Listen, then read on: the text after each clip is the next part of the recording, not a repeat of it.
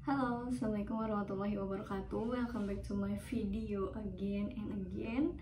And usually with me Siti Sofianti dalam laporan akuntan. Nah, di video kali ini saya akan membahas tentang tugas besar yang kedua, which is kita akan move to another company di sini. Jadi di tugas besar kedua ini pertanyaannya itu relatable banget sama forum-forum yang udah pernah kita jawab sebelumnya. Nah, di tugas besar 2 ini emang pertanyaannya lebih banyak dan lebih mendetail mengenai entitas yang kita pilih. Nah, karena mendetail itu sepertinya lebih enak akan dijawab pertanyaannya satu persatu. Misalnya bacain pertanyaan, jawab, baca pertanyaan, jawab, dan seterusnya.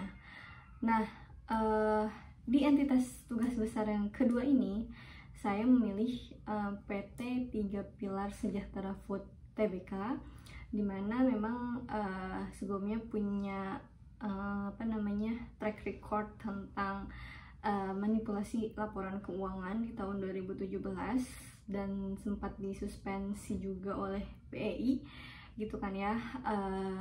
Nah, setelah ini kita akan bacain kronologisnya seperti apa untuk bisa tahu bagaimana track record dan apa yang terjadi serta modus operandinya apa, dan peran dari KAP yang mengaudit juga akuntan publiknya seperti apa. Let's coming up. Nah, langsung aja kita masuk ke kronologisnya seperti apa. Kita biar tahu gitu apa aja kecurangan-kecurangan yang dilakukan oleh si PT 3 Pilar Sejahtera Food ini, dimana nama sahamnya itu adalah Aisa. Nah, menurut ACFA atau Associate Certified Fraud Examiner, membagi fraud itu ke dalam 3 bagian. Jadi fraud itu dikelompokkan lagi nih, ada penyalahgunaan aset atau asset misappropriation, terus pernyataan palsu atau fraudulent statement, dan yang terakhir adalah korupsi. Nah, kita bakal bisa menyimpulkan setelah kita tahu kronologisnya seperti apa si Aisa ini atau 3 Pilar Sejahtera Food melakukan kecurangan apa setelah kita tahu kronologisnya. Jadi kita bisa menyimpulkan nih masuk ke dalam kategori kecurangan yang mana. Nah, pertama, 3 Pilar Sejahtera Food itu didirikan pada tahun 1992 oleh Bapak Stefanus Joko Mogoginta dan 2 mitranya. Didirikannya di di Sukoharjo, Jawa Tengah. Dalam produksi awalnya itu bihun dan mie. Jadi awalnya ini adalah perusahaan lokal ya, produsen lokal yang memproduksi bihun dan mie.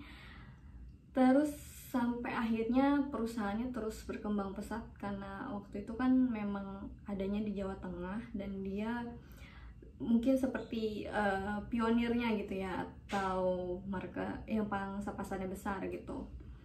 Terus akhirnya karena ekspansi bisnis gitu, jadi bisnisnya makin berkembang dan usahanya makin besar, akhirnya membangun pabrik di kawasan Karanganyar, Sragen, Jawa Tengah, masih daerah Jawa Tengah juga, pabrik makanan. Terus karena merasa perusahaannya sudah besar, sudah punya pangsa pasar yang banyak, sudah punya konsumen tetap, akhirnya memberanikan diri untuk melakukan backdoor listing, yaitu mengakui sisi PT Aisa Inti Selera Tbk. Nah, kenapa nama sahamnya Aisa? Karena mengakuisisinya saham PT Aisa. Terus karena mengakuisisi saham PT Aisa, 3 Pilar Sejahtera Food ini namanya berubah. Awalnya cuma 3 Pilar, setelah mengakuisisi Aisa dan listing di BI, namanya berubah jadi 3 Pilar Sejahtera Food. Fokusnya masih produksi bihun, mie kering, dan perusahaan makanan ringan gitu ya, biskuit, dan seperti kita tahu ini juga produsennya Taro ya, Ciki, yang banyak juga dijual gitu ya karena market pasarnya banyak. Akhirnya juga mengembangkan bisnis ke kelapa sawit. Terus Di tahun 2010 sampai 2016 Aisyah ini mengakuisisi terus. Jadi karena pertumbuhan perusahaannya makin besar, karena produksinya makin banyak, punya pabrik juga, pangsa pasarnya banyak, konsumennya juga banyak gitu kan ya. Jadi perusahaan makin sustain gitu ya, makin stabil gitu lah ya istilahnya. Pendapatannya juga banyak, akhirnya mengakuisisi beberapa perusahaan dalam jangka waktu antara 2010 sampai 2016. Ini cukup pesat ya perkembangan perusahaannya, hingga dia mengakuisisi PT Indo Beras Unggul, Indo ya, atau disingkat menjadi IBU. Terus mengakuisisi merek snack yang tadi saya bilang Taro dari PT Unilever. Sepertinya ini pengen jadi perusahaan dari hulu ke hilir ada gitu ya, kayak PT mungkin kompetitornya gitu kan. Jadi dia bikin semua atau dia mengakuisisi semua yang relatable dengan usahanya, seperti misalnya beras bisa dijadikan bihun. Terus mungkin nanti mengakuisisi perusahaan tepung, misalnya kelapa sawit yang nanti bisa berdampingan gitu ya dengan produk-produk yang dijual. Ini mungkin arahnya akan menjadi seperti perusahaan dari hulu ke hilir ada gitu ya produknya, dan diproduksi sendiri gitu. Jadi mungkin ingin menjadi market pasar pada perusahaan atau pada skala bisnis makanan ringan atau juga mie dan bihun dairy gitu. Nah, selanjutnya PT Aisyah juga mengakuisisi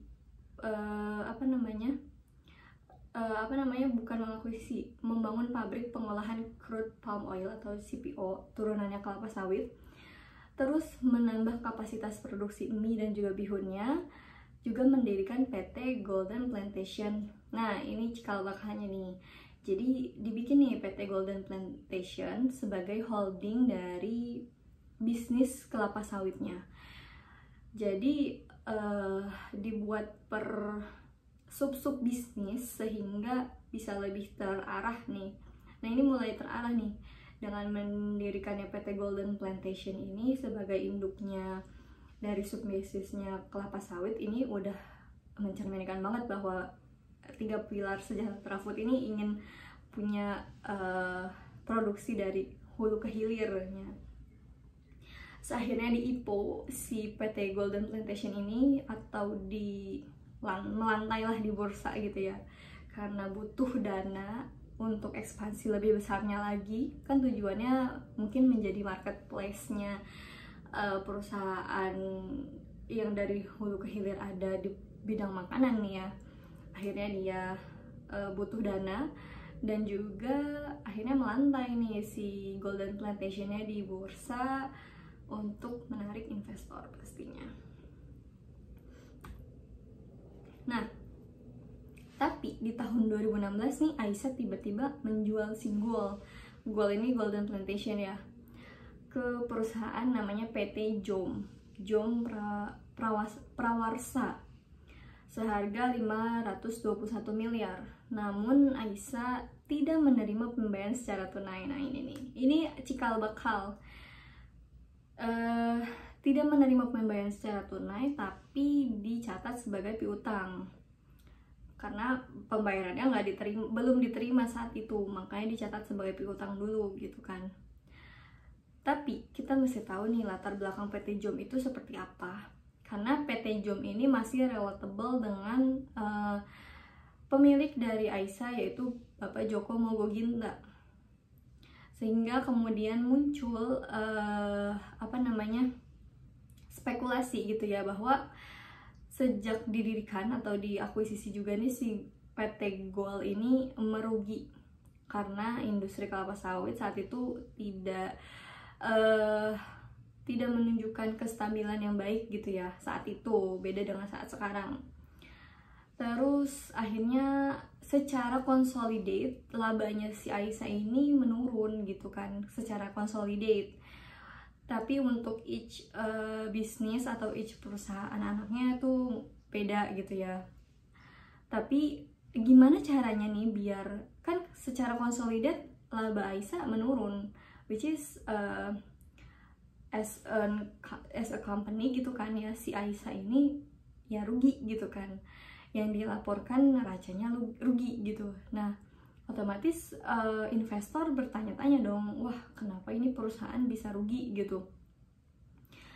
Akhirnya untuk menarik minat investor gitu kan ya, untuk menarik bahwa investor agar tetap stay gitu kan menginvestasikan uangnya, maka si Aisyah ini membuat istilahnya apa ya, membuat skenario lah ya, kayak gimana ya biar labanya tetap terlihat bagus, investornya tetap stay in space gitu kan, gimana gitu. Akhirnya dengan keadaan secara keseluruhan atau konsolidate laporan keuangannya rugi gitu, nah gimana caranya nih gitu kan.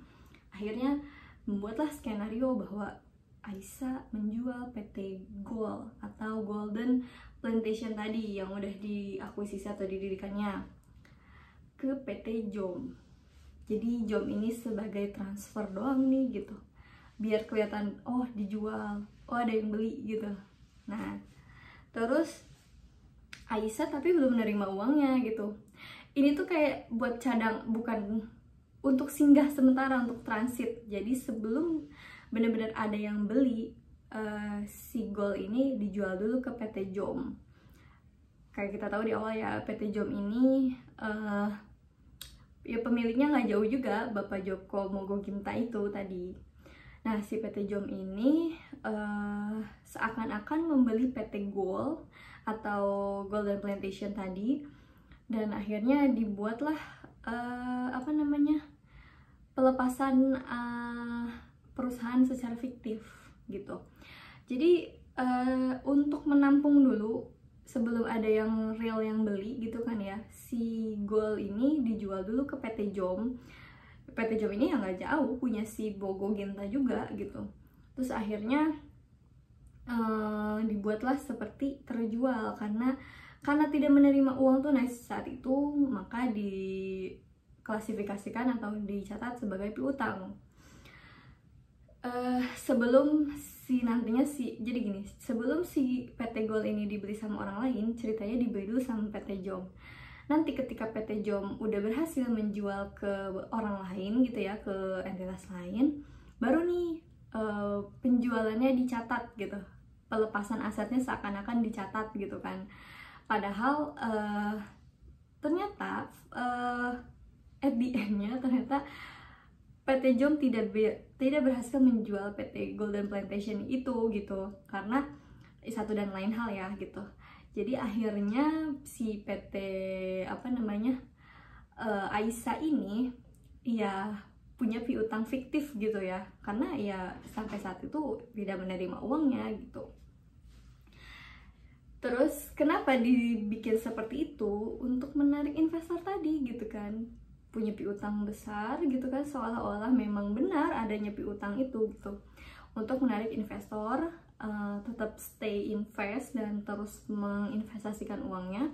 Nah ketika investor menginvestasikan uangnya kan punya uang lagi kan gitu, punya terlihat baik gitu kan, terlihat membaik, makanya dibuatlah seperti itu. Jadi piutangnya naik, terus penjualannya juga naik gitu kan. Nah itu, tapi terakhir Aisyah belum juga menemukan, atau si PT JOM ini belum juga menemukan penjual untuk PT Golden Plantation tadi, hingga akhirnya 2017 ya masih piutang fiktif itu gitu yang dicatat. Nah selain itu di tahun 2017 juga ada kasus yang lain gitu kan, dimana salah satu anaknya atau entitas anaknya si PT Aisyah ini, yaitu PT Indo Beras Unggul yang memproduksi atau menjual beras nih, ternyata digerebek oleh polisi saat itu, dimana ketahuan menjual beras subsidi untuk rakyat tapi dikemas ulang dan dijual dengan harga premium. Coba bayangin beras subsidi dibeli oleh PT Aisyah secara murah, karena itu beras subsidi kan untuk masyarakat. Terus akhirnya di packaging ulang, di branding gitu kan ya. Akhirnya dijual lagi dengan harga premium, itu wah fantastis banget gitu kan ya keuntungannya. Misalnya dia beli beras 3.000 dijual 30.000, itu kan 100 kali lipat gitu kan ya. Pokoknya fantastis banget gitu keuntungannya. Nah, karena fantastis terus akhirnya ketahuan itu, akhirnya si PT Ibu ini dijual. Karena masalahnya yaitu dengan digerebek dan juga diberhentikan gitu ya izin operasinya, sehingga tidak boleh, ibaratnya dibekukan nih perusahaannya gitu kan, gak boleh beroperasi, gak boleh melakukan kegiatan operasional gitu kan ya.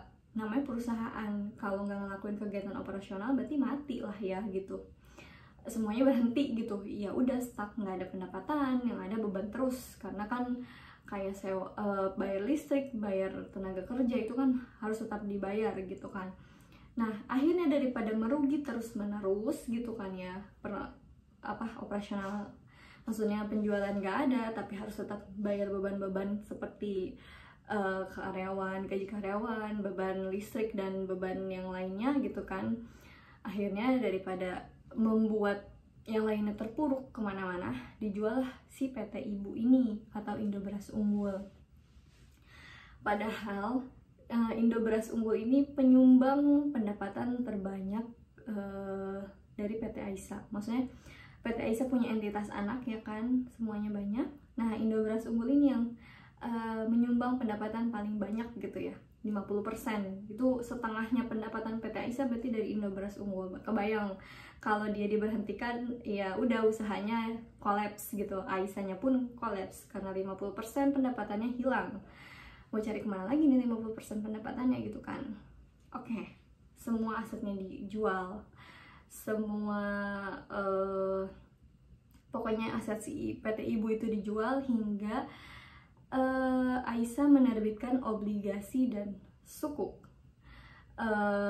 Ya, karena Aisyah itu menerbitkan obligasi dan sukuk senilai 2,1 triliun di tahun 2013 dan 2016. Maka semua obligasi tersebut dijamin dengan aset-aset usaha berasnya. Sehingga ketika Aisyah melepas usaha berasnya, maka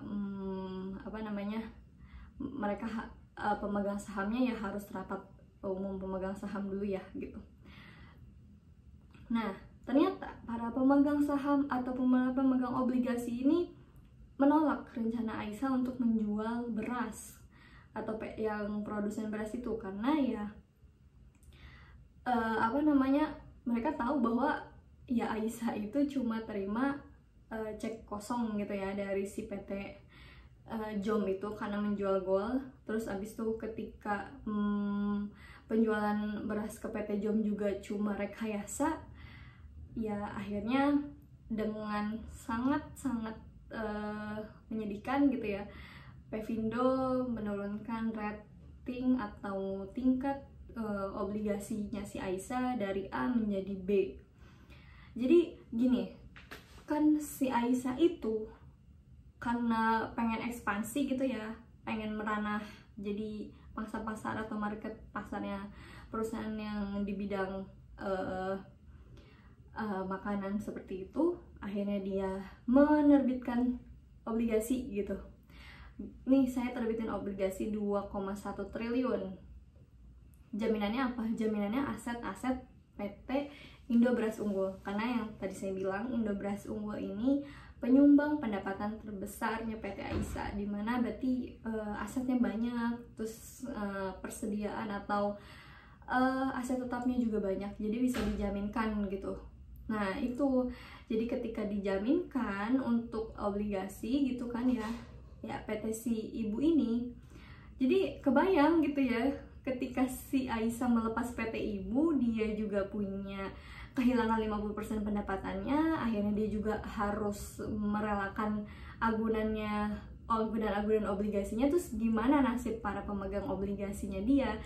akhirnya dia juga nggak bisa bayar kupon obligasi dong, nggak bisa bayar bunga obligasi gitu kan. Mau bayar pakai apa sementara 50% pendapatannya udah hilang gitu. Nah itu runyam gitu ya. Aisyah ini awalnya lesu karena PT Goldnya menyebabkan laba konsolidatnya menurun. Akhirnya pura-pura menjual si PT Gold ke PT JOM gitu kan ya, dengan dalih nanti PT JOM menjual ke orang lain baru dicatat gitu kan. Terus akhirnya nggak kejual-jual gitu. Terus ada lagi kasus digerebek nih entitas anaknya karena ketahuan menjual beras subsidi di markup menjadi harga premium gitu kan. Itu juga jadi sudah jatuh tertimpa tangga gitu lah ya istilahnya.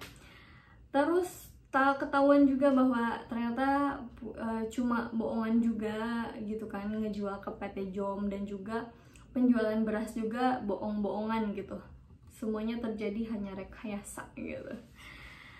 Terus apa namanya,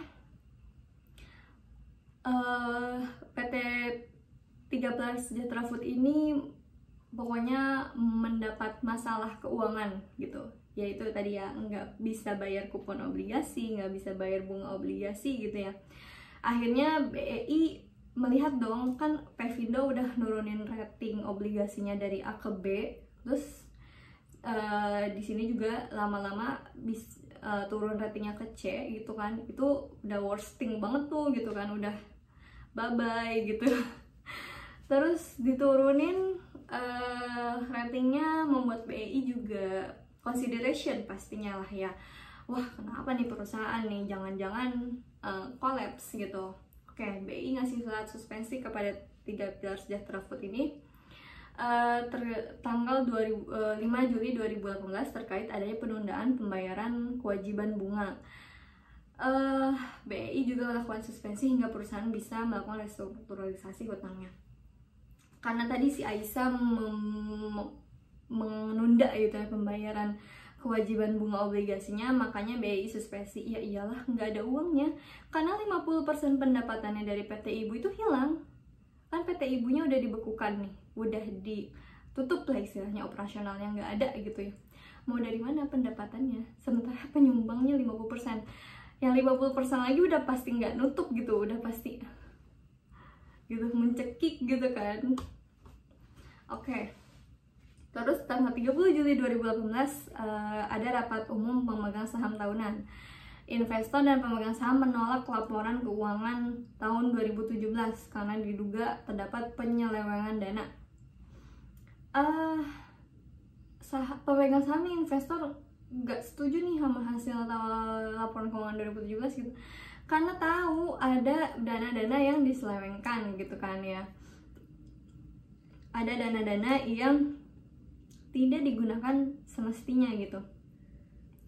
Terus komisaris juga mengadakan rapat umum luar biasa dengan agenda pergantian direksi gitu. Terus juga menyuruh, jadi si investor ini saat pergantian direksi yang baru menyuruh direksi yang baru untuk melakukan investigasi gitu, mencari kantor akuntan publik atau akuntan publik yang independen untuk melakukan investigasi. Ini saya ngambil kasusnya Aisyah Food dengan KAP AAJ RSM ya, RSM Internasional. Nah, abis itu menunjuk kantor akuntan publiknya si Ernst & Young gitu, EY, untuk melakukan audit investigasi. Jadi sebenarnya gini, awalnya karena dia lesu di Golden Plantation-nya yang membuat laba consolidatnya turun gitu ya, karena saat itu mungkin industri kelapa sawit lagi lemah. Akhirnya dijual dengan alih gini, biar investor tetap stay, gimana caranya ya gitu, kita jual deh si PT Golden Plantation ini, seakan-akan kita sudah melepas bukan benalu ya, kita sudah mengobati penyakitnya gitu. Karena penyakitnya Golden Plantation, kita jual Golden Plantation-nya gitu, karena sudah tidak profit gitu kan, udah nggak profitable nih gitu, kita jual ke sementara dulu aja ke PT JOM. Nah, PT JOM ini cuma sebagai transit aja sih gitu, padahal yang punya cuma ya Mogo Ginta juga gitu. Akhirnya dengan dengan alih gitu ya, nanti ketika PT JOM bisa berhasil menjual si PT Gold ini, baru diterimalah pendapatannya. Untuk saat ini ya pakai cek kosong aja gitu, piutang tulisnya, padahal mah itu penyelewengan lah ya. Nah, hasil audit investigasinya si PT EY menunjukkan bahwa ada penggelembungan dana pada laporan keuangan hingga 4 triliun. Dugaan penggelembungan terjadi pada akun piutang usaha, aset tetap, dan persediaan. Manajemen laba PT TVS Food juga diduga mengalirkan dana ke pihak afiliasi sebesar 1,780 triliun. Tidak hanya melakukan penggelembungan dana mencapai 4 triliun saja, tapi juga mencapai 662 miliar ya pada akun pendapatan, dan melakukan penggelembungan dana sebesar 329 miliar pada pos EBITDA. Wah, oke juga, maksudnya gila-gilaan juga nih gitu dalam laporan keuangannya. Selain itu terdapat pencatatan data internal yang berbeda dengan pencatatan yang digunakan oleh KAP-nya Ernst & Young dalam proses audit laporan keuangannya. Jadi gitu ya, penggelembungan dana 4 triliun tadi bisa jadi karena pura-pura ngejual PT Golden Plantation ke PT JOM. Terus akun piutangnya melesat, terus aset tetapnya juga melesat gitu kan ya. Nah, ini aset tetap melesat, saya gak tahu dari mana. Tapi kalau misalnya ya bisa aja lah di markup ya, di window dressing gitu, dan persediaannya juga melesat. Mungkin persediaan ini melesat dibuat seolah-olah karena penjualannya banyak beras gitu kan ya. Penjualan berasnya banyak, padahal cuma bohong-bohongan gitu kan. Terus ternyata hasil dari penjualan, ini skenario saya ya, hasil dari penjualan atau pelepasan si Golden Plantation itu dianggap sudah terima nih, meskipun piutang gitu kan ya. Terus dia membeli persediaan yang banyak atau meningkatkan persediaan yang banyak, seolah-olah memang bisnisnya lancar gitu kan, untuk tetap menarik investor sih menurut saya, karena udah nggak ada uang gitu, utangnya banyak gitu. Gimana caranya bayar kupon obligasi, bayar bunga obligasi, nggak ada uang gitu, nggak ada uang. Oke, pas post EBITDA juga ya, EBITDA berarti laba sebelum income tax, sebelum earning before income tax, depreciation and amortization. Berarti itu laba benar-benar di awal tuh, belum ada potongan pajak, belum dikurangin sama amortisasi, depresiasi, itu belum, masih di awal.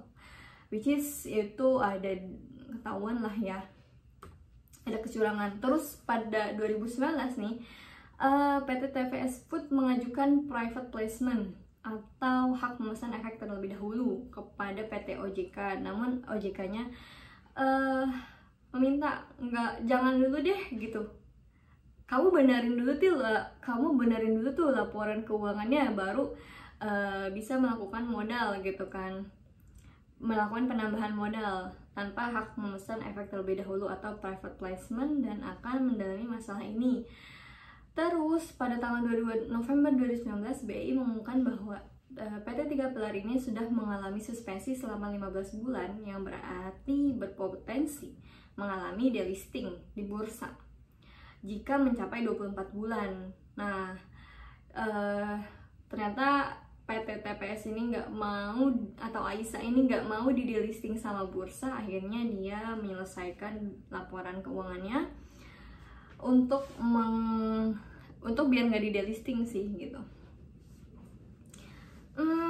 Jadi sebenarnya kenapa sih gitu si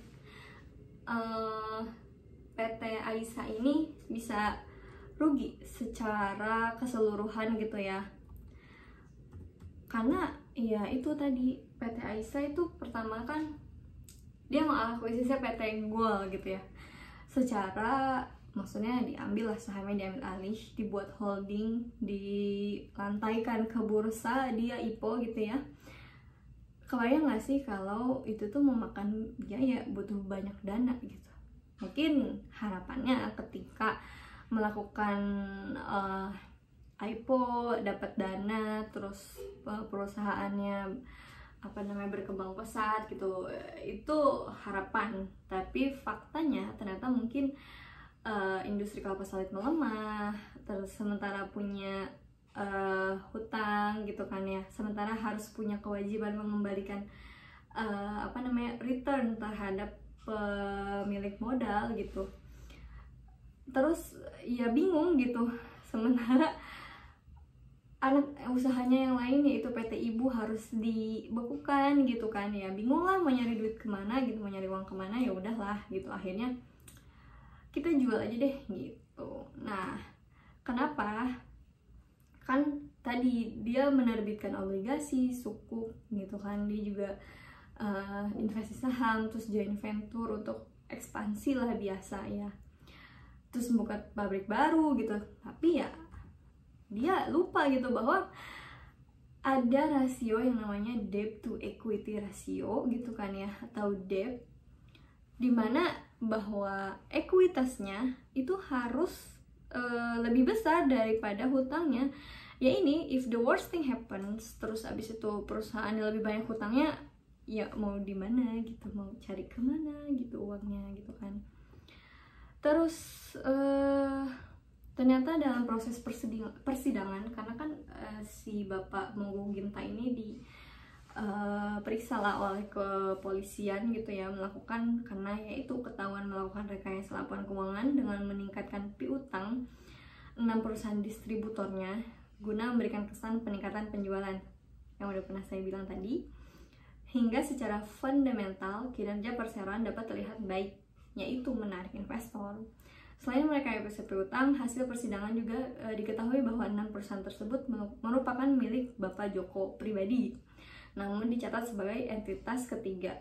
Ya tadi contohnya penjualan si Golden Plantation ke PT Jom, which is PT Jom ini milik pribadi gitu loh ya, tapi dianggap tiga gitu. Nah terus rekayasa fundamental perusahaan yang dilakukan Bapak Joko Monggo Ginta itu turut melambungkan harga saham perseroan yang mulai merangkak dan memuncak pada pertengahan 2017 dengan harga 2.360 per lembar. Nah, akhirnya menarik investor tuh kan saat itu gitu. Tapi ternyata nggak ada uangnya dalam perusahaan. Sebenarnya gini, jadi kita dapat menarik kesimpulan di sini bahwa PT Aisa ini awalnya ya perusahaan lokal biasa, punya bisnisnya bagus, bisnisnya berkembang pesat, backdoor listing dengan mengakuisisi PT Aisa gitu kan, PT Aisa Tbk. Akhirnya sahamnya menjadi PT Aisa dan namanya berubah menjadi 3 Pilar Sejahtera Food, dimana punya bisnisnya ya mie, bihun, makanan ringan, terus yang terbaru punya kelapa sawit. Terus dia mengakuisisi PT Golden Plantation ini yang menjadi cikal bakal kerugiannya gitu kan. Diakuisisi atau didirikan sebagai holding, melantai di bursa untuk mendapatkan dana sehingga bisa ekspansi lebih dan lebih lagi. Itu harapannya. Tapi karena saat itu industrinya si kelapa sawit lagi melemah, secara konsolidate dia belum kembali modal, dia juga punya hutang. Wah, udah nih gitu. Laporan laba rugi konsolidasinya jadi rugi gitu. Terus di satu sisi dia juga udah mulai pailit tuh kan ya, udah mulai pusing tuh dia. Dia jual si Golden Plantation ke PT Jom untuk sementara dengan dalih ya udahlah gitu ya, kita meningkatkan piutang dulu nih biar terlihat besar, hingga akhirnya investor tetap mau invest, tetap mau stay di situ gitu. Tapi ternyata PT JOM tidak berhasil menjual ke pihak lainnya lagi, akhirnya ya udah berlarut-larut, semakin larut. Dan kemudian the worst thing lagi happens, yaitu si anak entitasnya PT Ibu ketahuan melakukan penjualan beras subsidi dengan harga premium gitu kan ya. Akhirnya dibekukan dan juga diberhentikan gitu kan ya. Terus si Aisyah ini kehilangan lah 50% pendapatannya karena PT Ibunya tidak beroperasi. Bingung lagi gimana caranya, ya udahlah kita pura-pura jual beras gitu ke PT JOM lagi dengan cek kosong. Semuanya rekayasa. Seperti terlihat piutangnya naik, penjualannya naik, persediaannya naik. Kenapa? Untuk terlihat oh barangnya laku, persediaannya banyak gitu, penjualannya juga banyak. Itulah relatable ya, siklus gitu. Terus akhirnya karena bener-bener gak ada uang gitu, gimana caranya menarik investor gitu. Awal-awalnya ya udah dia menerbitkan sukuk, obligasi, dan juga dia juga joint venture gitu kan ya. Tapi ternyata dia nggak bisa bayar bunga obligasinya, dia nggak bayar kupon obligasinya, hingga akhirnya dia melakukan penangguhan. Terus ternyata disuspend sama BI gitu. Nah itu kronologisnya seperti itu. Intinya dia punya hutang lebih banyak daripada ekuitasnya, berarti dia markup laporan keuangan. Disinilah kita tahu kecurangannya adalah fraudulent statement. Dia juga membuat pernyataan palsu, dia juga memanipulasi laporan keuangan, meningkatkan penjualan, piutang, demi menarik investor buat terus invest di situ. Jadi gini, ketika investor narik uangnya, habislah dia. Tapi ketika investor terus stay, dia punya perputaran uang hingga dia bisa bayar nih kupon obligasi gitu. Dan dia juga bisa nih menghidupkan operasionalnya kembali. Tapi ternyata ya apapun yang dilakukan tidak baik akan ketahuan gitu. Ya udah, jadi kegerebek lah. Terus ketahuan lah, disuspend oleh BI ya. Sampai akhirnya dia melakukan restrukturisasi hutang gitu, dia ganti direksi, dia juga menunjuk KAP baru untuk investigasi gitu ya. Akhirnya ketahuan lah di mana sisi-sisi gelap yang disembunyikan. Nah itu kronologisnya PT Aisyah. Langsung aja kita masuk ke pertanyaan. Nah langsung aja kita masuk ke pertanyaan yang pertama, yaitu ceritakan singkat saja bisnis entitas yang Anda pilih. Itu tadi saya sudah menceritakan ya kronologisnya seperti apa. Terus entitasnya bergerak di bidang apa, saya sudah menceritakan di awal ya. Yaitu pertanyaan nomor 1, udah pace. Kita ke 2, bagaimana modus operandinya, bagaimana cara pelaku melakukan kecurangan itu sedapat mungkin, kaitkan dengan pencatatan akuntansinya sehingga jelas dampaknya. Itu tadi ya, dia menjual pura-pura menjual si PT JOM, PT Golden Plantation ke PT JOM, terus piutang pada ini mungkin di sini pelepasan entitas anak.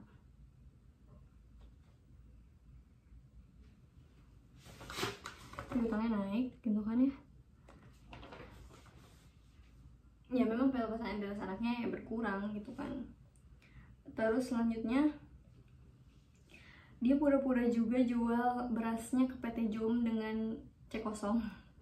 Berarti piutang pada penjualan. Berarti piutangnya naik, penjualannya juga naik karena terlihat bagus. Terus yang ketiga, menurut Anda bagaimana dari cost of framework yang tidak berjalan pada entitas tersebut? Gini, seseorang itu melakukan kecurangan karena ada alasan. Nah alasannya menurutnya ya, menurut yang melakukannya, pertama tekanan. Oke dong, tekanan. Gimana nih caranya? Pressure. gimana caranya ya biar perusahaan tetap jalan, biar perusahaan enggak enggak rugi, biar investor tetap mau menginvestasikan uangnya. Akhirnya tertekan kayak gitu, belum juga bayar bunga obligasi, belum bayar ini, belum bayar itu, udah bingung, tertekan. Oke deh, maaf, gimana caranya?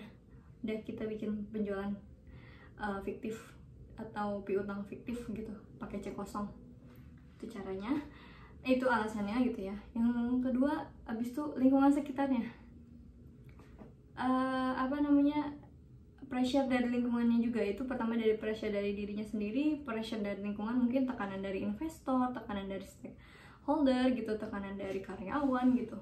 Akhirnya yang membuatnya merasionalisasi perbuatannya itu gitu. Akhirnya merasa ya udahlah ya gitu, dilakuin ya, tapi kan gimana kalau nggak dilakuin perusahaan begini, tapi perusahaan juga butuh ini, butuh dana, butuh apa gitu. Itu yang membuatnya merasionalisasi perbuatannya itu. Nah, seperti itu awal mulanya kenapa bisa adanya fraud. Kita udah pernah bahas ya di pertemuan sebelumnya. Terus apa yang gak jalan dari KOSO frameworknya? Gini, pertama control environmentnya juga, lingkungan sekitarnya gitu kan ya, yang membuat dia juga merasa tidak mendukung gitu kan, lingkungan sekitarnya juga. Terus bagian mana yang gak jalan? Bagian dari atas ya. Menurut saya KOSO framework ini bertingkat. Control environment, risk assessment, control activities, information and communication, and monitoring gitu. Satu aja nggak dijalanin, ya semuanya nggak jalan. Menurut saya seperti itu ya. Jadi kalau control environment yang nggak jalan, gimana dia mau menilai resikonya gitu? Misalnya internalnya nggak bagus gitu, ya gimana dia akan melakukan risk assessment, di mana risk assessment itu dinilai oleh pihak internalnya gitu. Oh, saya saya resikonya gini nih gitu. Misalnya contohnya dia resiko dia mengakuisisi gitu ya. Oh, resikonya berarti bisa aja si perusahaan yang kita akuisisi ini nggak jalan nih, atau merugi gitu. Terus bisa aja perusahaan yang kita akuisisi ini tiba-tiba industrinya lemah atau drop. Terus bisa juga, oh tiba-tiba perusahaan yang kita akuisisi ini ternyata meninggalkan jejak-jejak hutang sebelumnya yang harus kita selesaikan kewajibannya gitu kan ya. Bisa aja seperti itu kan resiko ya namanya. Berarti nggak ada risk assessment, karena saat dia mengakuisisi harusnya udah tahu dong resikonya seperti apa. Tapi kan ini enggak ya, maksudnya dia tidak mengconsideration itu, akhirnya dia tahu melemah dan menyebabkan laba konsolidasinya menurun gitu. Nah, menurut saya satu yang tidak dijalankan dari KOSO framework, semuanya akan berantakan sih gitu. Jadi staging ya sepertinya gitu. Terus, jika Anda mengaudit entitas tersebut, apa yang Anda lakukan pada tahap penilaian resiko? Nah, tahap penilaian resiko itu kan dibagi, kan audit itu, proses itu ada penilaian resiko, respon atas resiko, dan yang terakhir pelaporan ya. Nah, penilaian resiko ini berarti kita harus tahu nih, kita harus kenal dulu entitas bisnisnya gitu kan ya. Kita harus tahu sejarahnya gitu lah ya, kita harus kenal gitu deh. Terus kita juga menetapkan materialitas di awal. Ya, jadi kita pas penilaian resiko itu kan kita juga menetapkan entitas. Kita harus tahu nih, kenal entitas bisnisnya seperti apa. Terus kita menetapkan prosedur analitis, kita juga menetapkan materialitas di awal. Jadi untuk kita mengetahui entitas bisnis kita ya kan, kita mau menilai resikonya ya, kita harus tahu dulu dong ini bagaimana nih gitu kan resiko dari bisnis ini gitu. Terus apa yang akan Anda lakukan terhadap penilaian resiko? Terus 4AI, berapa materialitas auditnya? Ini yang akan saya insert ya nanti di sini. Nah, ini OM-nya diambil dari total aset, terus ditetapkan 0,5% dari total aset, PM-nya juga 50% dari OM, dan IM-nya 3% dari PM. Karena ini perusahaannya sudah besar dan TBK, maka ditetapkan sebagai perusahaan dengan high risk. Makanya nilai yang diambil yaitu sebesar 0,5, 50%, dan 3% karena ini perusahaannya high risk. Terus yang 42, bagaimana Anda melakukan prosedur analitis atas laporan keuangan entitas. Ini juga akan saya insert ya. Pada kolom aset itu setelah dilakukan analitis prosedurnya yang diwarnain kuning itu berarti kenaikan dan penurunannya begitu signifikan. Contohnya piutang berelasi dan piutang pihak ketiga dan pajak dibayar di muka. Ini yang harus di taking consideration nantinya karena kenaikan dan penurunannya begitu signifikan sekali gitu ya. Nah, untuk yang liabilitas juga setelah dilakukan prosedur analitis, ini yang diberi warna kuning yang kenaikan atau penurunannya signifikan banget, yang tadinya ada jadi nggak ada, atau yang tadinya nggak ada jadi ada gitu ya. Jadi ini yang harus di taking consideration juga nantinya karena penaikan penurunannya begitu signifikan sekali setelah dilakukan prosedur analitis tersebut gitu ya. Kalau di sisi ekuitas tidak ada kenaikan yang begitu signifikan ya setelah dilakukan prosedur analitis, jadi tidak ada yang di highlight dan di taking consideration. Selanjutnya 43, apa saja yang Anda tanyakan kepada direktur keuangan entitas? Udah pastilah laporan keuangan, terus analisa-analisanya, entitas bisnisnya seperti apa, SOP dari keuangan seperti apa. Terus yang pertama SOP udah pasti, karena biar saya tahu gitu ya bagaimana operasional atau standar operasional prosedurnya di perusahaan ini, sehingga saya tahu kalau SOP-nya lemah berarti ya perusahaannya resikonya udah bakal besar gitu. Tapi kalau perusahaannya atau SOP-nya kuat gitu kan ya, berarti ya udah gitu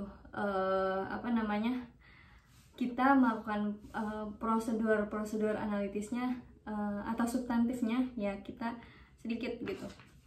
Yang bakal saya tanyain ya pertama bagaimana siklus pendapatannya. Maksudnya gini, bagaimana bisa jadi pendapatan itu dari mulai awal sampai nerima uang itu bagaimana. Yang kedua SOP-nya kayak gimana, dan selanjutnya bagaimana bisa dicatat sebagai pendapatan gitu ya kayak tadi. Terus apa aja utang-utangnya, punya hutangnya dari mana aja gitu kan ya. Terus siapa aja pihak berelasinya gitu kan, siapa aja pihak afiliasinya, terus punya investasi di mana aja gitu kan. Terus beban-bebannya, klasifikasi kategori bebannya apa aja, terus pendapatannya dari mana aja gitu kan ya. Nah itu yang akan saya tanyakan. Terus selanjutnya apa yang Anda lakukan, data dan informasi apa saja akan Anda mintai dan pelajari. Pertama SOP, saya akan minta SOP-nya, saya akan pelajari SOP-nya. Dan yang kedua legalitas, perusahaan ini status legalitasnya seperti apa, siapa pemilik modalnya, siapa direkturnya, siapa komisarisnya gitu. Terus abis itu siapa juga pihak berelasinya. Terus kita juga harus tahu bagaimana perusahaan ini menjalankan operasionalnya gitu kan ya. Kita mesti datang dan observasi gitu langsung. Terus apa yang akan Anda lakukan pada tahap respons atas resiko. Nah, respons atas resiko kan berarti pengujian nih gitu kan. Saya akan melakukan TOC, test of control, karena saya tadi udah berarti saya harus mengobservasi dan mempelajari SOP-nya sehingga saya bisa melakukan test of control-nya itu. Jadi saya lihat SOP-nya, saya sampling aja gitu SOP, misalnya siklus piutang atau siklus pendapatan gitu, SOP-nya kayak gimana, ya udah saya sampling gitu, mana dokumen-dokumennya gitu, apakah prosedurnya sudah dijalankan dari awal sampai akhir, berarti ACAC completeness. Terus apakah memang pendapatannya ada, berarti existence gitu ya. Terus udah dicatat dan diungkapkan atau belum, berarti presentation gitu kan ya. Nah, dinilai tepat waktu berarti valuation dan angkanya tepat ya, akurasi gitu kan. Nah, seperti itu. Terus yang kedua, saya uji TDB. Contohnya ya, saya ketika mau menguji piutang, berarti kita lihat test of data balances-nya antara GL, antara trial balance dan neraca udah sama atau belum. Kita lakukan confirmation juga gitu kan ya, untuk dapat bukti audit gitu. Karena bukti audit didapat dari confirmation, rekalkulasi, terus kita observasi, kita juga review dan lain sebagainya gitu kan ya. Terus kita melakukan uji TOT, test of transaction. Kita tracing satu-satu. Kalau akun piutang kita tracing ke transaksi-transaksi detailnya gitu kan ya. Mana sih gitu yang menyebabkan misalnya jurnal piutangnya naik gitu kan ya. Berarti ya udah, berarti penjualannya di penjualan naik apa enggak gitu. Kalau di penjualannya nggak naik, ya why gitu, kenapa gitu kan ya. Tapi kalau misalnya ada piutang terus penjualannya juga naik, berarti pas gitu kan. Tapi kita juga harus tracing ke dokumen juga, nggak cuma ke jurnal, tapi real dokumennya ada apa enggak. Nah, tapi karena akun piutang biasanya banyak gitu kan ya, kita melakukan sampling. Kita sampling dari situ gitu. Nggak semuanya kita lakukan pengujian, kita sampling aja. Kalau dari sampling hasilnya minus atau jelek gitu kan ya, ya udah berarti SOP-nya nggak jalan, udah gitu. Selanjutnya analytical prosedur analitisnya ya saya review ya, berarti saya membandingkan antara tahun ini, piutang tahun ini dan piutang tahun sebelumnya, apakah ada kenaikan yang signifikan atau enggak, terus kenaikannya apa aja, itu kan pasti nanti dituangkan di CALK. Oke, terus pilihlah salah satu dari 6 pendekatan siklus yang ada, kemudian jawablah pertanyaan di bawah ini ya. Nah, ini yang 6C ini akan saya insert lagi ya di nanti ada Excelnya di sini. Nah, kalau ini dari siklus tersebut, yaitu siklus yang penerimaan dan penagihan, itu contohnya pada akun piutang. Kita lakukan test of control-nya, terus habis itu kita bandingin SOP-nya gitu kan ya. Nah, ini kita lakuin test of data balances-nya, yaitu kita dengan mereview GL atau TB-nya dengan neracanya. Nah, ini kita lihat di CALK-nya bahwa pihak berelasi nilainya 2016 dan 2017 sudah sesuai dengan neraca, dan juga piutang pihak ketiga 2016 dan 2017 sudah sesuai dengan neraca juga. Dan selanjutnya untuk transaction kita tracing juga ke transaksi-transaksinya. Untuk analytical prosedurnya kita sudah melakukan prosedur analitis di awal gitu kan ya. Kita sudah melakukan perbandingan atau membandingkan antara tahun 2016 dan 2017 si akun piutang ini. Nah, dengan cara kita mengetahui test of control-nya, kita bisa tahu nih SOP-nya kayak gimana, kita pelajarin, kita observasiin, terus kita kita kirim confirmation ini atas piutang, maka muncullah angka segini. Contohnya piutang pihak ketiga dan piutang berelasi yang sudah sesuai dengan presentation atau yang diungkapkan di dalam neraca. Bagaimana caranya menguji bahwa seluruh hutang dalam laporan keuangan tersebut sudah lengkap, komplit atau completeness, tidak ada yang disembunyikan, apa saja yang Anda lakukan. Oke, hutang ya. Kita lihat dulu nih struktur hutangnya. Dia hutang pihak ketiga atau hutang afiliasi. Kalau hutang pihak ketiga, ya sama-sama lah kita kirimnya konfirmasi. Yang pertama yang akan saya lakukan, pertama saya ambil dulu data hutangnya gitu kan ya. Saya rekalkulasi, saya uji gitu kan ya, antara GL, TB, transaction gitu kan ya, dengan sampling aja gitu. Kita kan udah belajar sampling, kita lakukan sampling mana aja yang terus kita dapat nih ya hasil samplingnya, terus kita uji. based on GL, based on data realnya gitu ya. Nah terus kita kan kirim confirmation gitu kan ya ke pihak ketiga gitu ya. Confirmation yang memang perlu di replay gitu kan, berapa gitu saldo hutangnya, benar apa enggak. Terus ketika kita menerima confirmation, terus kita tulis gitu kan ya, berarti kita bandingkan nih antara berarti ini kita membandingkan antara data real dengan data confirmation. Terus ada overstated atau understated, terus kita kalkulasi over dan undernya. Terus abis itu nanti kita hitung lagi bahwa missingnya tuh berapa, terus kita kaliin sama PM ya, karena ini kan hutang akun, berarti performance meteorology. Terus gimana biar tahu nggak ada yang disembunyikan? Kita lihat SOP-nya kalau hutang tuh kayak gimana, misalnya terminnya gimana, terus abis itu pembayarannya bagaimana gitu ya. Untuk menerima real hutangnya seperti apa ya kita confirmation sih, karena dengan confirmation kita bakal tahu saldo hutangnya berapa di klien gitu kan. Kalau misalnya hutangnya hutang afiliasi, berarti kita harus tahu nih hubungannya apa sama si entitas ini, apakah anak perusahaan ataukah misalnya punya saham direksinya, atau ya naruh saham gitulah ya. Kita harus tahu, jangan sampai ini nanti ada transfer afiliasi yang disembunyikan gitu. Nah ini harus ada red flags di sini. Kita sebagai auditor harus warning gitu, matanya harus jeli. Kalau kita melihat ada red flags gitu, tanda tanya, ya udah kita harus consideration gitu. Kita harus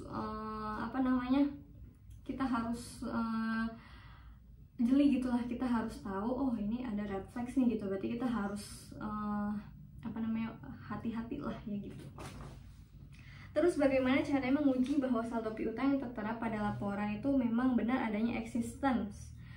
Terus kalau misalnya komplit, yang tadi kan komplit berarti dari awal kita lihat confirmation, utangnya gimana, pembayarannya bagaimana, kan tadi sampai selesai lah dari awal sampai akhir gitu ya. Terus kalau ini existence, piutangnya ada apa enggak. Jangan sampai tadi ketahuan kan ternyata piutangnya ceknya cek kosong gitu. Ya metodenya sama, confirmation juga, karena kan terus ini kan TDB ya, TDB, Test of Detail Balances. Kita lakukan confirmation, terus habis itu kita review, kita bandingkan juga antara GL, TB gitu kan ya. Karena ini kan kita juga nggak punya data mentahannya ya, maksudnya kita ini imagine as an auditor gitu ya, apa yang akan kita lakukan yaitu kita melakukan confirmation jika memang benar piutangnya ada. Terus jangan sampai kayak yang tadi gitu, piutangnya ternyata piutang fiktif gitu. Nah itu yang harus kita lihat nih, misalnya diterima oleh cek, berarti autor dari ceknya itu siapa. Kalau sama-sama misalnya autor dari atau spesimen dari cek tersebut Bapak Mogo Ginta, ternyata itu PT JOM misalnya, ternyata si Golden Plantation juga Bapak Mogo Ginta gitu. Jadi kan ada relatable tuh ya, itu refleks gitu, kita harus jeli gitu. Terus misalnya piutangnya ada apa enggak ya, kita kirim confirmation. Kalau misalnya kayak tadi nih piutangnya fiktif, berarti kita juga harus ngeliat agingnya. Kalau agingnya lama banget nggak dibayar, ya udah ini perlakuannya akan seperti apa, balik lagi ke SOP. Jadi semuanya dilakukan gitu ya. Jadi kayak test of controlnya, TDB-nya, transaction-nya, kayak gitu, analitika prosedurnya, kayak gitu. Jadi based on tujuannya asersi, yaitu CFAP, completeness, existence, valuation, accuracy, dan presentation. Nah itu tujuannya. Berarti kalau misalnya tujuannya existence, ya udah kita kirim confirmation, kita lihat siapa pihak-pihak yang punya piutang gitu ya, hubungannya apa. Kalau misalnya afiliasi itu hubungannya apa, terus kita lihat lagi agingnya, kita balik lagi ke GL, TB untuk memastikan bahwa benar-benar ada piutangnya tuh. Dan dokumen-dokumen SOP-nya gitu ya. Terus lihatlah laporan laba ruginya dan bagaimana cara menguji bahwa biaya depresiasi aset tetap pada entitas tersebut sudah benar perhitungannya? Kalau misalnya laporan laba rugi ya, kenapa bisa benar apa enggak, atau valuation gitu ya, berarti kita lihat pakai metodenya apa, GL kah atau saldo menurun kah gitu ya, terus masa manfaatnya berapa. Mungkin kalau komersial sama fiskal itu beda, tapi kita lihat kalau misalnya memang udah benar ya udah gitu. Secara kalau misalnya di sini kan ini imagine as an auditor aja ya, kita berarti harus rekalkulasi pertama buat kita tahu nilainya. Berarti kita harus menghitung ulang, kita hitung nih misalnya harga perolehannya berapa.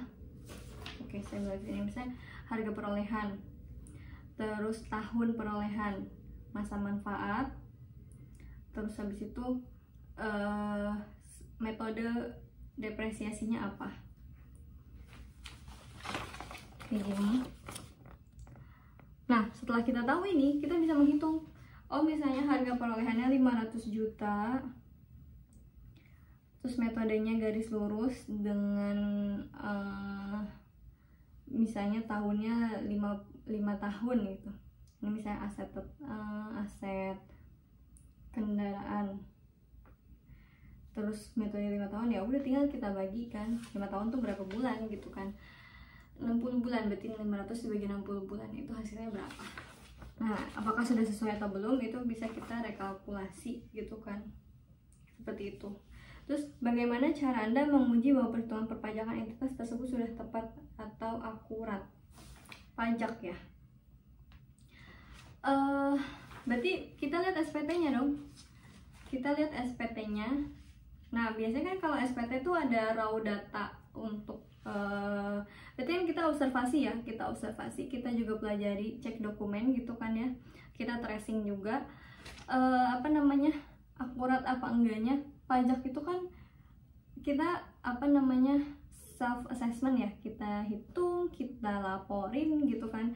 Ya udah, berarti kita lihat perhitungan PPh 23-nya udah benar apa enggak. Misalnya sampling lah, kita ambil sampling, beberapa sampling yang ada pajaknya, data pajaknya, terus kita lihat perhitungan PPh 23-nya udah benar atau belum gitu kan ya.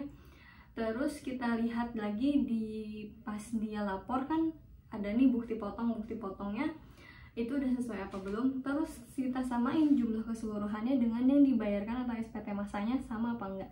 Kalau sama ya udah berarti dia akurat gitu. Berarti membandingkan observasi, membandingkan rekalkulasi. Bagaimana caranya Anda menguji bahwa investasi pada surat berharga sudah disajikan dan diungkapkan secara benar dan cukup ada presentation gitulah ya. Kita harus tahu dulu investasinya apa aja. Misalnya investasi di saham, di obligasi, di reksadana gitu. Ya udah, kita lihat bukti kepemilikannya, terus kita lihat juga jumlah kepemilikannya, terus benar gak nih ketika dapat profit ditulis di jurnal, terus hingga masuk ke dalam laporan keuangan. Berarti kita harus lihat tuh transactionnya, kita harus lihat TDB-nya juga. Tapi untuk mengujinya ya berarti kita harus observasi, lihat dokumennya lah ya. Dokumen-dokumennya, kita mintain dokumen-dokumennya, kita pelajarin, terus kita lihat, kita kirim confirmation juga misalnya ke BEI atau ke kalau dia pakai MI ya kita tanya ke MI-nya gitu, manajer investasinya gitu. Terus kita lihat juga bukti portofolionya gitu, setiap tahun seperti apa, meningkat atau enggak, dan dicatat atau enggak gain or loss-nya. Berarti kita tracing juga tuh ya ke transaction seperti itu. Terus jelaskan perbedaan yang akan Anda lakukan ketika menguji asersi completeness dan ketika menguji asersi existence. Contohnya bahan baku produksi. Oh gini, kalau misalnya completeness, misalnya bahan baku produksi dibeli dengan cara hutang. Ini bahan baku BB, ceritanya BB bertambah persediaan pada hutang, jadi pada pakai hutang misalnya kayak gitu kan ya. Terus kita lihat ini kan dari mulai persediaannya masuk ke gudang diterima oleh gudang terima, berarti kita harus lihat apa? SOP-nya. Kita harus lihat apa namanya? Flowchart, bagian alurnya. Terus misalnya oleh gudang approve, oke, barang yang diterima misalnya beli 1000, gudang approve terima 1000, oke. Berarti ada billing ke bagian accounting. Ada billing, ada tagihan dong muncul di jurnal dong. Persediaan pada hutang. Tapi kalau base-nya accrual di awal juga udah di jurnal ya, persediaan pada hutang. Accounting masuk ke accounting menyiapkan dokumen-dokumen tagihan, menerima dokumen-dokumen, ada misalnya menerima atau mengecek kelengkapan. Terus accounting dokumennya udah oke nih, invoice-nya atau tagihannya. Terus masuk ke bagian pajak gitu kan ya. Terus itu kita masuk ke bagian pajak udah oke nih, oh kena PPh nih misalnya, contoh kena PPh nih, tapi biasanya persediaan pemberian barang mah jarang yang ada PPh ya, malah kita yang dipotong ada PPN-nya gitu. Saya dihitung lah ya, oh ada PPN-nya nih, oke, PPN-nya segini gitu. Kita ke bagian finance oke nih, tanggal segini ya, paymentnya misalnya karena di awal misalnya terminnya N/10 gitu kan, ya udah paymentnya misalnya 14 hari ya due date-nya gitu kan, oke, tanggal sekian bayar ya gitu. Udah masuk berarti ke sistem ya, kita udah memperhitungkan budgetnya untuk membayar. Udah, terus finance kirim pembayaran di RK, keluar bukti, kita kirim buktinya ke si vendornya. Selesai kan, hutangnya udah kebayar, dari awal udah dicatat, bagian gudang oke, persediaan udah ditambahin, barangnya masuk, klien udah nerima transaksi pembayarannya, kata klien oke, bayarnya terima ya gitu. Selesai, berarti dia komplit. Kalau misalnya kita mau menguji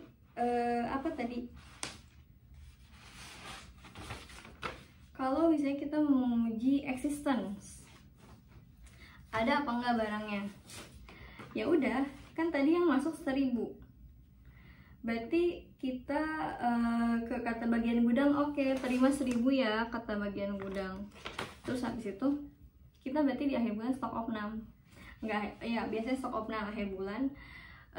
Kan biasanya ada nih metode pencatatan itu, persediaan kan ada FIFO gitu kan ya, mostly pakai FIFO, first in first out.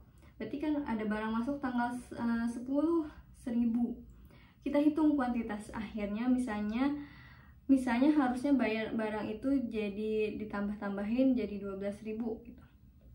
Bener nggak nih akhir bulan 12.000? Jangan-jangan yang kemarin nggak masuk lagi kan.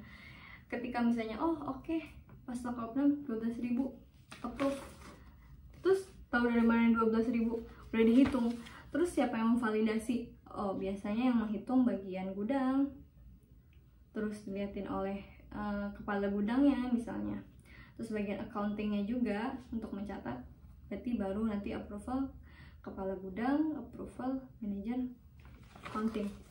Udah oke nih, oke, barang ada, berarti existence tuh. Terus nextnya apa yang Anda lakukan pada tahap pelaporan? Bagian tahap pelaporan ya, apa yang Anda lakukan bagaimana cara Anda melakukan pengujian atas estimasi? Tahap pelaporan itu kan berarti ada apa namanya, tahap pelaporan itu kan ada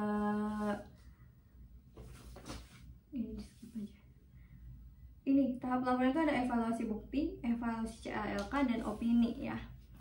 Evaluasi bukti berarti buktinya sudah cukup buktinya, terus kita evaluasi CALK-nya dan opininya. Untuk mendapatkan bukti ya gimana ya, tadi kan kita udah melakukan pengujian ya, buktinya itu ada confirmation, ada rekalkulasi, ada membandingkan, ada kita tracing gitu ya. Tracing caranya ya observasi gitu kan untuk mendapatkan bukti itu seperti itu. Terus kita juga evaluasi CALK-nya, apa yang dilaporinnya gitu. Dan yang terakhir opini gitu kan ya. Ya opininya udah wajar atau belum gitu. Terus kalau misalnya ngasih wajar itu kenapa, WTP itu gitu kan, WDP kenapa, tuh tahap pelaporan. Bagaimana cara Anda melakukan pengujian atas estimasi akuntansi? Nah, estimasi akuntansi ini kan nilainya tidak ini ya, tidak baku gitu ya, nggak fix gitu. Jadi kan estimasi ya, namanya estimasi berarti perkiraan atau forecast gitu. Berarti harus dibantu oleh manajemen yang sudah experience juga gitu kan dalam hal ini gitu. Transaksi pihak berelasi, yang tadi ya kita udah tahu kalau misalnya transaksi pihak berelasi itu berarti kita tahu nih hubungannya apa. Kayak misalnya kayak PT Golden Plantation dengan si Jom hubungannya apa, terus Jom dengan si Mogoginta hubungannya apa. Kita juga harus tahu dengan kita lihat legalitasnya, observasi ya, kita lihat dokumen-dokumennya, dokumen-dokumen perusahaan ini gitu kan. Terus peristiwa kemudian ya, pertama kita wawancara bahwa misalnya setelah setelah laporan keuangan cut off 31 Desember sampai nantinya terbit gitu ya di Maret atau awal April, itu ada peristiwa apa aja gitu yang harus dilaporkan. Kalau misalnya nggak ada ya udah nggak usah dicari-cari. Kalau memang ada ya udah, berarti nanti advice-nya apa dari KAP-nya dan juga si manajemennya gitu. Terus bagaimana melakukan pengujian atas kelangsungan usaha? Oke, kelangsungan usaha ya udah, berarti kalau misalnya kita udah tahu perusahaannya beresiko, apalagi saat audit investigasi EY menemukan bahwa ada penggelembungan dana dan segala macam, ya udah going concern perusahaannya akan seperti apa? Ya pasti punya kendala likuiditas lah gitu. Nah, bagaimana nih jika perusahaan punya kendala likuiditas ke depannya, apakah bisa menjalankan operasinya atau enggak? Itu kita menilai dengan kita melakukan ya penilaian gitu kan. Kita bisa menilai sendirilah ya kondisinya perusahaan kayak gimana. Terus kita juga bandingkan laporan keuangan tahunannya kayak gitu. Terus buatkan contoh kertas kerja nomor 4C.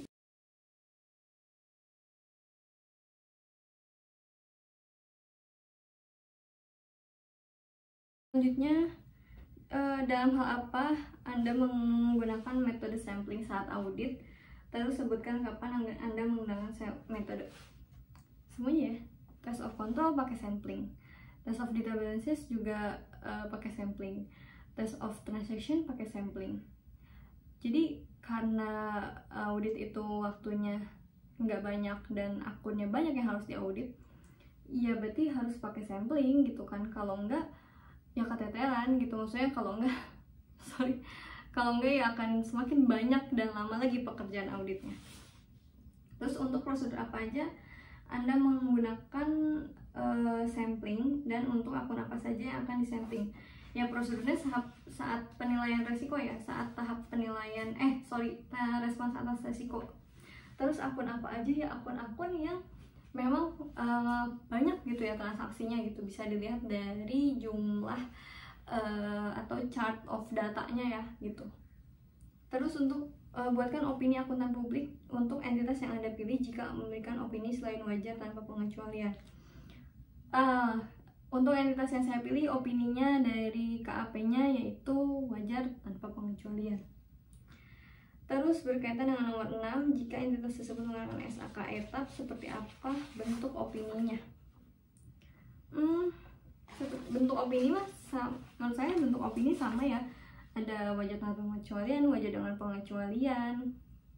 Terus habis itu tidak memberikan, bahkan sampai tidak memberikan opini gitu ya. Iya, opininya sama seperti yang KAP berikan gitu. Karena ini saya nggak nerima data mentahnya, saya juga mengimajinasikan sebagai auditornya ya gitu. Tapi kalau saya bingung juga sih, ini balik lagi ya, ini tidak diungkapkan oleh manajemen atau memang auditornya tutup mata gitu, karena yang saya baca perikatan audit antara si PT 3 Pilar sama RSM Internasional ini sudah berjalan cukup lama. Jadi ya mungkin ada sesuatu yang kita nggak tahu di belakang sana deal-dealannya seperti apa gitu kan, tidak diungkapkan ke publik. Jadi asumsinya tidak boleh berlebihan, ya yang ketahuan aja seperti apa sekarang gitu. Terus, dan yang terakhir, dalam kasus akuntansi yang Anda pilih, apakah melibatkan akuntan publik? Jika iya, apakah akuntan publik melanggar salah satu dari unsur kode etik? Apa aja yang dilanggar?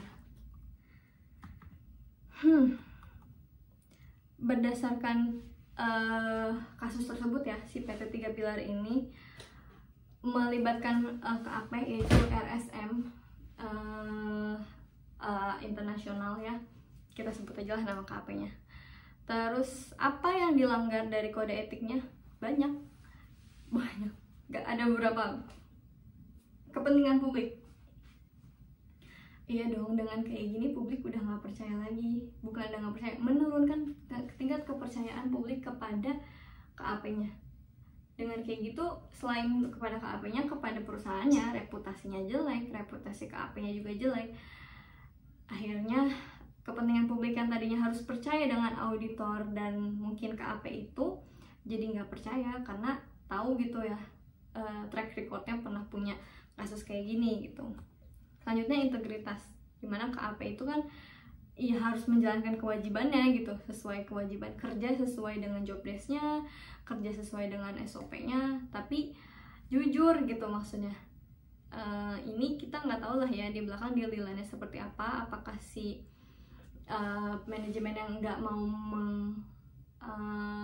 disclosure gitu ya kepada si KAP, atau memang ya ada main antara manajemen dan KAP gitu. Tapi ya tidak bisa dipungkiri gitu, hal itu mungkin bisa aja terjadi gitu, yaitu melanggar integritas juga. Terus perilaku profesional, karena setiap anggota harus berperilaku konsisten dengan menjaga reputasi profesi yang baik. Dengan kayak gini kan reputasi akuntan publiknya jelek, reputasi KAP-nya juga jelek gitu kan ya.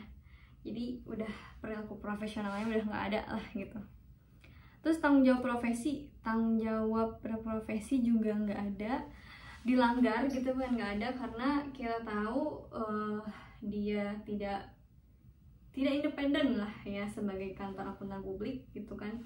Dia tidak maksudnya tidak bertanggung jawab as an public accountant di bahunya gitu, in the shoulders. Terus dia harus menjalankan tugasnya gitu kan, tapi ternyata ya udah dia tidak bertanggung jawab atas profesinya. And the last one, tanggung jawab pada rekan profesi. Dengan seperti itu, misalnya saya yang berbuat seperti itu karena saya bernaung di KAP tersebut, rekan profesi saya juga akan kena imbasnya, karena tahu oh KAP ini pasti begini karena auditornya juga begitu. Oke, kurang lebihnya seperti itu dari saya. Kurang lebihnya mohon maaf, karena saya juga masih banyak belajar. Ini mungkin tidak karena di sini saya sebagai mahasiswa yang berpikir atau imagine that myself gitu sebagai akuntan publik gitu ya. Gimana caranya ini sebisa saya melakukan seperti ini gitu ya. Karena saya belum menjadi profesional, tapi mencoba untuk memahami gitu. Nah, kurang lebihnya seperti itu di tugas besar 2 kali ini. Kalau misalnya ada kurang-kurangnya, itu akan diperbaiki nantinya. Saya akan bisa belajar lebih baik lagi. Terima kasih karena sudah menonton. Terima kasih juga. Mari kita sharing gitulah ya. Kalau misalnya saya ada masukan untuk saya, let's comment through let's comment gitu ya below. Terima kasih. Wassalamualaikum warahmatullahi wabarakatuh.